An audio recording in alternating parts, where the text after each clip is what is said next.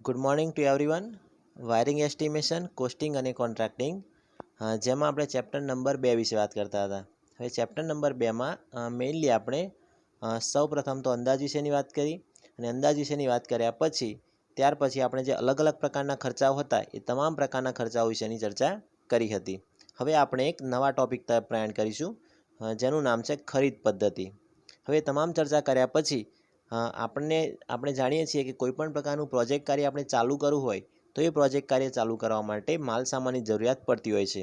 હવે માલ સામાનની જે રિક્વાયરમેન્ટ હોય એ રિક્વાયરમેન્ટ પ્રમાણે જે રીતે આપણે જાણીએ છીએ કે કોઈપણ આપણે નાની મોટી વસ્તુને જ્યારે ખરીદી કરવાની હોય તો એ નાની મોટી વસ્તુની ખરીદી આપણે માર્કેટમાં જઈને કરી શકાય છે.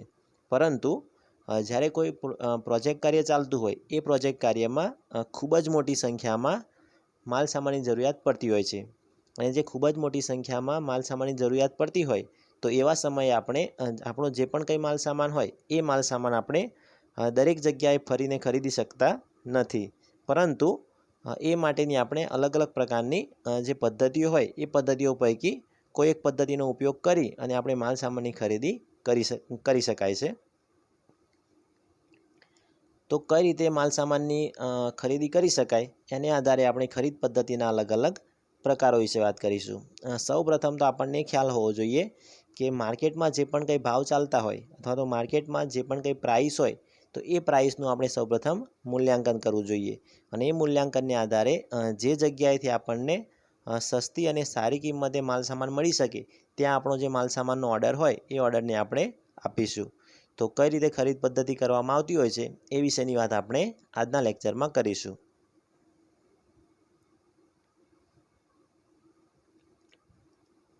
તો પ્રથમ જો આપણે વાત કરીએ તો જે પણ કંઈ પ્રોજેક્ટ કાર્ય હોય એ પ્રોજેક્ટ કાર્યનો જે પણ કંઈ કોન્ટ્રાક્ટર હોય અથવા તો જે એન્જિનિયર હોય એ સૌ પ્રથમ તો પોતાની જે બુદ્ધિશક્તિ હોય એ બુદ્ધિશક્તિને આધારે એ પ્રોજેક્ટ કાર્યના અવલોકન પરથી કે કયા કયા પ્રકારના માલ સામાનની જરૂરિયાત પડશે એ તમામ માલ સામાનનું પોતે કોમ્પ્યુટરાઇઝ એક લિસ્ટ તૈયાર કરતો હોય છે. અને એ કોમ્પ્યુટરાઇઝ લિસ્ટ તૈયાર કર્યા પછી જે પણ કંઈ માલ સામાનની જરૂરિયાત હોય એ માલ સામાનની જરૂરિયાતનું જે લિસ્ટ હોય એ લિસ્ટને એક પ્રકારની અરજી દ્વારા માર્કેટમાં જે દુકાન હોય એ દુકાનવાળાને ત્યાં મોકલવામાં આવતું હોય છે. અને એ દુકાનવાળાને ત્યાં મોકલ્યા પછી એની પાસેથી એક પ્રકારનું ભાવપત્રક મંગાવવામાં આવતું હોય. ભાવપત્રક એટલે કે આપણે જે માલ સામાનની જરૂરિયાત હોય એ માલ સામાનના કેટલા પ્રકારના અથવા કયા પ્રકારના ભાવ માર્કેટમાં ચાલતા હોય છે. તો એ ભાવને આધારે ઓછામાં ઓછી જે 3 દુકાનો હોય એ અલગ અલગ પ્રકારની દુકાનો પાસેથી લિસ્ટ મંગાવવામાં આવતું હોય. અને લિસ્ટ મંગાવ્યા પછી જે જગ્યાએથી આપણને સારી કિંમતે માલ સામાન મળી શકતો હોય ત્યાં ઓર્ડર આપવામાં આવતો હોય છે. તો જીટીયુની દ્રષ્ટિએ વાત કરીએ તો ખરીદ પદ્ધતિનો જે ક્વેશ્ચન છે એ ક્વેશ્ચનને ખૂબ જ મોસ્ટ આઈએમપી ગણી શકાય. અને કંઈક આ રીતે પૂછાતો હોય છે કે ખરીદ પદ્ધતિના અલગ અલગ પ્રકારો જણાવી કોઈપણ એક પ્રકાર વિશે ડિટેલમાં સમજાવો. એટલે એના જે પણ કંઈ પ્રકારો આપણને આપેલા હોય એ પ્રકારોમાંથી કોઈ એક પ્રકાર વિશે આપણે ખૂબ જ ડિટેલમાં અભ્યાસ કરીશું. અને એ સિવાય પણ પર્ટિક્યુલર કોઈ આપણને પ્રકાર પૂછી શકે એ માટે આપણે તમામ પ્રકારો વિશેની ચર્ચા કરીશું. તો આજના લેક્ચરમાં આપણે વાત કરીશું કે સૌપ્રથમ તો ખરીદ પદ્ધતિ કોને કહેવાય, અને ખરીદ પદ્ધતિ જોયા પછી એના જે અલગ અલગ પ્રકારો હોય એ પ્રકારો વિશેની આપણે ચર્ચા કરીશું. તો ખરીદ પદ્ધતિનો આપણે ખ્યાલ મેળવ્યો. હવે આપણે વાત કરીશું ખરીદ પદ્ધતિના પ્રકારો વિશેની.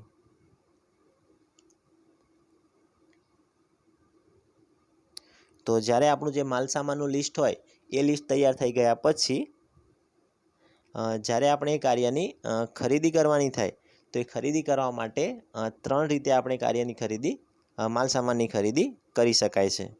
એમાંની પ્રથમ જે આપણને રીત આપેલી છે તપાસ દ્વારા ખરીદ પદ્ધતિ, એટલે કે ઇન્ક્વાયરી દ્વારા જે પણ આપણે પરચેસ કરવું હોય એ પરચેસ કરી શકાય. બીજી પદ્ધતિ આપણને આપેલી છે ટેન્ડર વડે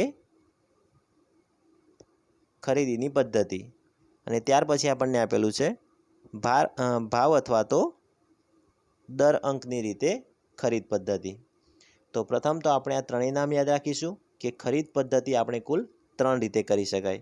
જેમાંની પ્રથમ પદ્ધતિ આપણને આપેલી છે તપાસ દ્વારા ખરીદ પદ્ધતિ, ત્યાર પછી આપણને આપેલું છે ટેન્ડર દ્વારા ખરીદ પદ્ધતિ, અને ત્રીજો પ્રકાર આપણને આપેલો છે ભાવ અથવા તો દર અંકની રીતે ખરીદ પદ્ધતિ.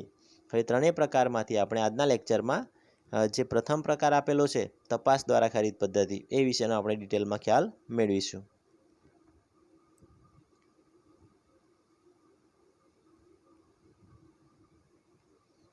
હવે મેઇનલી તપાસ દ્વારા ખરીદ પદ્ધતિમાં શું હોય? તો પ્રથમ તો આપણે એ યાદ રાખીશું કે આપણે જે પણ કંઈ માલ સામાન મંગાવવાનો હોય એ માલ સામાનની કિંમત 10,000 કરતાં ઓછી હોય તો આ પદ્ધતિનો ઉપયોગ કરવામાં આવતો હોય છે. પ્રથમ આપણને માઇન્ડમાં આ વસ્તુનો ખ્યાલ હોવો જોઈએ કે આપણો જે માલ સામાન હોય એ માલ સામાનની જે ઓવરઓલ જે કિંમત હોય એ તમામ કિંમત 10,000 રૂપિયાથી ઓછી થતી હોય ત્યારે જ આપણે આ પદ્ધતિનો ઉપયોગ કરવામાં આવતો હોય છે.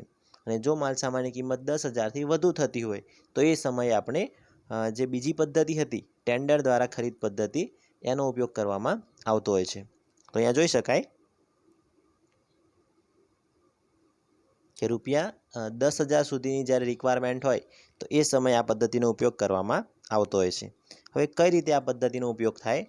તો જે પ્રમાણે આપણે વાત કરી કે જે પ્રોજેક્ટ કાર્ય હોય એ પ્રોજેક્ટ કાર્યનું અવલોકન કર્યા પછી જે એન્જિનિયર અથવા તો કોન્ટ્રાક્ટર હોય એ પોતે કોમ્પ્યુટરાઇઝ એક લિસ્ટ તૈયાર કરતા હોય છે કે જે પણ કંઈ માલ સામાનની જરૂરિયાત પડતી હોય એ તમામ માલ સામાનની જરૂરિયાતનું એક લિસ્ટ તૈયાર કરવામાં આવતું હોય.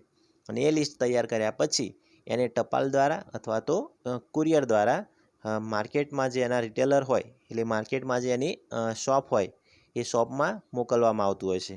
અને ઓછામાં ઓછી 3 દુકાને આ લિસ્ટ મોકલવું ફરજિયાત હોય છે. અને એ લિસ્ટ મોકલ્યા પછી એના ભાવપત્રક મંગાવવામાં આવતા હોય કે આપણે જે પણ વસ્તુની જરૂરિયાત છે એ વસ્તુના ત્યાં કેટલા ભાવ ચાલતા હોય. અને એ ભાવપત્રક આવ્યા પછી ત્રણેય દુકાનોની સરખામણી કરવામાં આવતી હોય કે ત્રણેય દુકાને જે પણ આપણને માહિતી આપી એ માહિતી પ્રમાણે કઈ દુકાનમાંથી જો આપણે માલ સામાન ખરીદીશું તો એ માલ સામાન આપણને સ્ટાન્ડર્ડ મળશે અને ઓછી કિંમતે મળશે. અને એ ભાવપત્રકની સરખામણી કર્યા પછી જે દુકાનેથી આપણને યોગ્ય લાગે ત્યાં આપણે ઓર્ડર આપવામાં આવતો હોય છે.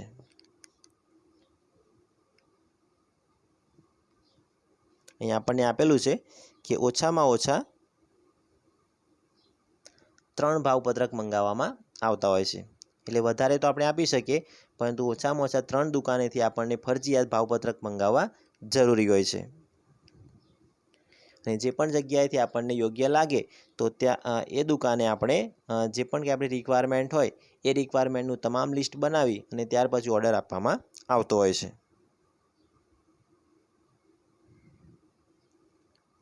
અહીંયા જોઈ શકાય કે તમામ શરતો સાથે આપણે ફાઇનલી ઓર્ડર આપતા હોઈએ છીએ.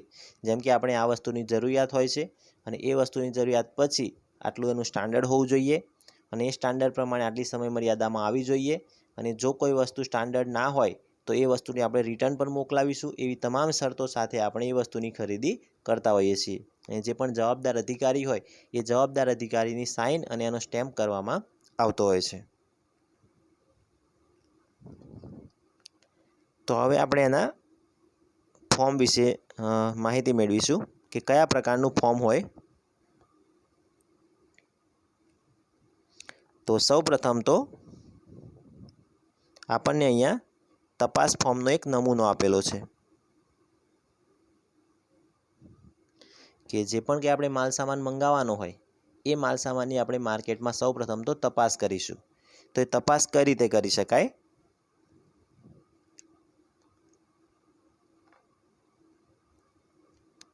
તો અહીંયા આપણે પ્રથમ તો માલ સામાન ખરીદનારનું સરનામું એટલે કે જે પણ એન્જિનિયર હોય એ એન્જિનિયરનું સરનામું આવશે. અને ત્યાર પછી જે દુકાનેથી માલ સામાન ખરીદવાનો હોય એ દુકાનદારને સંબોધીને પોતે લેટર લખશે. એટલે અહીંયા જે જગ્યાએથી માલ સામાન ખરીદવાનો હોય એ દુકાનદારનું સરનામું આવશે. અહીંયા તારીખ અને અહીંયા પત્ર નંબર એટલે કે જે આપણું લેટર હોય એ લેટરનો આપણે કંઈક નંબરિંગ આપીશું. પછી અહીંયા જે આપણે લેટર આપેલો છે એ લેટરની સાથે આપણો જે પણ કંઈ માલ સામાન ખરીદવાનો હોય એ માલ સામાનનું આપણે એક બિડાણ જોડીશું. એટલે કે આ કાગળ તો ખરો જ આ જે કાગળ હોય એ કાગળની સાથે એક બીજા નંબરનું પણ એક લિસ્ટ હશે કે જે લિસ્ટમાં આપણે જે માલ સામાન ખરીદવાનો હોય એ તમામ માલ સામાનની વિગત હોય અને એ વિગતવાળું જે કાગળ હોય એ કાગળને આપણે આ પત્ર સાથે જોડીને મોકલાવીશું.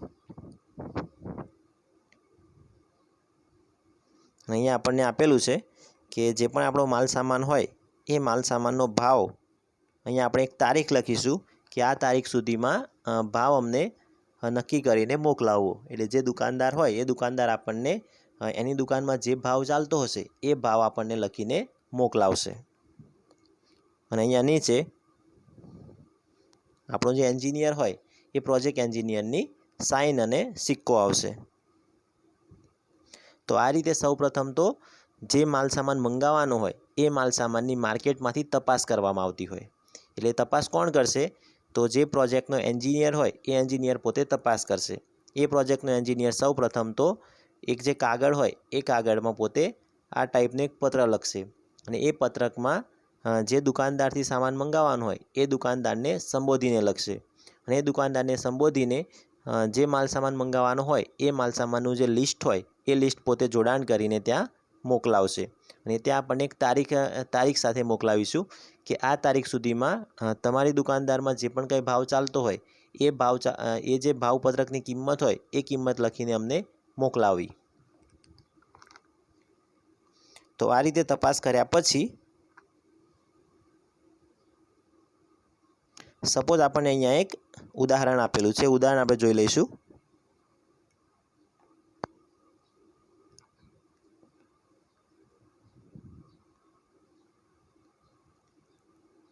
કે અહીંયા એક આપણે જે કોન્ટ્રાક્ટરનું નામ આપેલું છે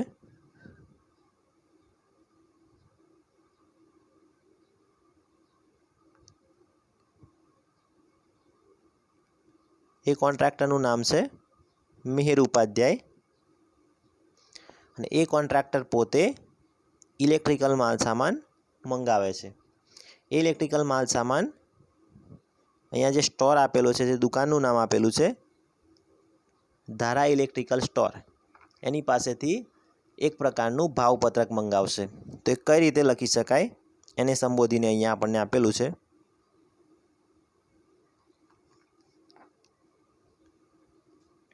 કે જે આપણો કોન્ટ્રાક્ટર હોય એ કોન્ટ્રાક્ટરનું અહીંયા એડ્રેસ આપેલું છે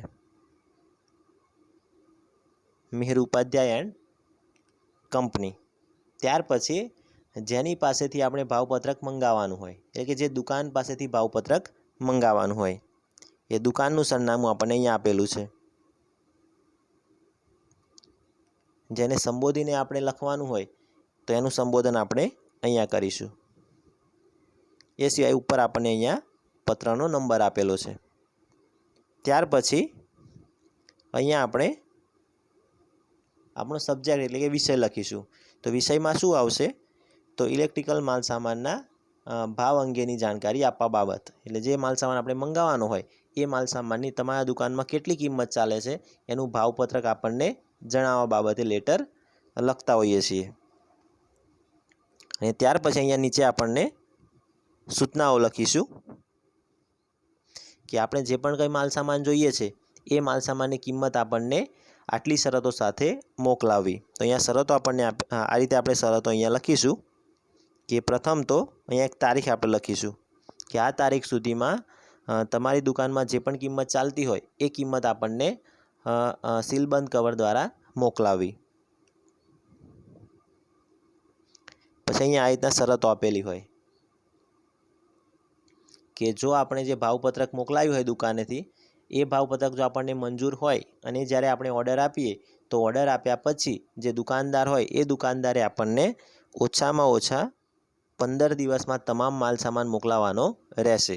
એટલે કે એ દુકાનદારને જો આપણે ઓર્ડર આપીશું તો એ દુકાનદારે આપણને 15 દિવસમાં તમામ માલ સામાન પહોંચાડવાનો રહેશે. તો એ તમામ આ જે આપણી શરતો હોય એ શરતોની જાણ આપણે અગાઉથી દુકાનદારને કરતા હોઈએ છીએ, જેથી એવું ના બની શકે કે ઓર્ડર આપ્યા પછી આપણને માલ સામાન યોગ્ય સમય મર્યાદામાં ન મળી રહે. ત્યાર પછી આપેલું છે કે જે ભાવપત્રક હોય એ ભાવપત્રકમાં તમામ કરવેરા સહિત આપણને જાણ કરવી. એટલે કે જે દુકાનદાર હોય, ક્યારેક એવું બને કે આપણે જે માલસામાન લાવવાનો હોય એ માલસામાનનું આપણે ભાવપત્રક મંગાવ્યું અને દુકાનદાર આપણને જે ભાવપત્રક આપશે એ ભાવપત્રકમાં એ પોતે ખાલી માલસામાનની કિંમત લખીને મોકલાવશે, પરંતુ એના ઉપર જે ટેક્સ લાગતો હોય એ ટેક્સ એડ કર્યા વગર આપણને જો મોકલાવ્યું હોય તો જ્યારે આપણું પ્રોજેક્ટ કાર્ય પૂર્ણ થાય અને બધો ખર્ચો જ્યારે આપણે ગણીશું ત્યારે દુકાનદાર આપણને એમાં જે ટેક્સ લાગતો હોય એ ટેક્સ જ્યારે એડ કરશે તો જે ખર્ચો આપણો બધો થતો હોય એ વધી જાય. એટલે આપણે દુકાનદારને જાણ કરીશું કે તમારી દુકાનમાં જે પણ કંઈ ખર્ચ થતો હોય એ તમામ માલસામાનનો ખર્ચ અને એના ઉપર જે ટેક્સ લાગતો હોય એ ટેક્સ તમામ સહિતની જે જાણકારી હોય એ જાણકારી સાથે આપણને ભાવ જણાવો, જેથી કરીને આપણને ખ્યાલ રહે કે આપણો જે પ્રોજેક્ટ છે એ પ્રોજેક્ટનો માલસામાન કઈ દુકાનેથી લાવીશું તો આપણને સસ્તો પડશે. પછી આપેલું છે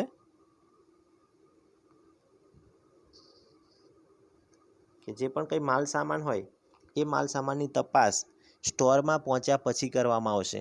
એટલે આપણે જે માલસામાન મંગાવ્યો હોય એ માલસામાન જ્યારે આપણને મળી જાય તો આપણને મળી જાય પછી સૌપ્રથમ આપણે માલસામાનની ચકાસણી કરીશું કે આપણે જે માલસામાન મંગાવ્યો હોય એ જ માલસામાન આપણને મળવો જોઈએ, એમાં કોઈ પ્રકારની ડિફેક્ટ ના હોવી જોઈએ, તો કોઈ પ્રકારનો માલસામાન ડુપ્લિકેટ અથવા તો ડેમેજ પ્રકારનો ના હોવો જોઈએ. અને જે ભાવપત્રક હોય એમાં કોઈપણ કારણ દર્શાવ્યા વિના રદ કરવાનો હક અમારો રહેશે. એટલે કે એન્જિનિયર પોતે શું કહેશે કે જે ભાવપત્રક આપણે મંગાવ્યું એ ભાવપત્રક મંગાવ્યા પછી આપણને કદાચ એવું લાગે કે એ ભાવપત્રક યોગ્ય નથી અથવા તો એ ભાવપત્રક આપણને મોંઘું પડે છે તો એને રદ કરવાનો હક કોનો રહેશે? તો એન્જિનિયર ધારે તો એ ભાવપત્રકને પોતે રદ કરી શકે છે અથવા તો એને ઓર્ડર ના પણ આપી શકે. અને અંતે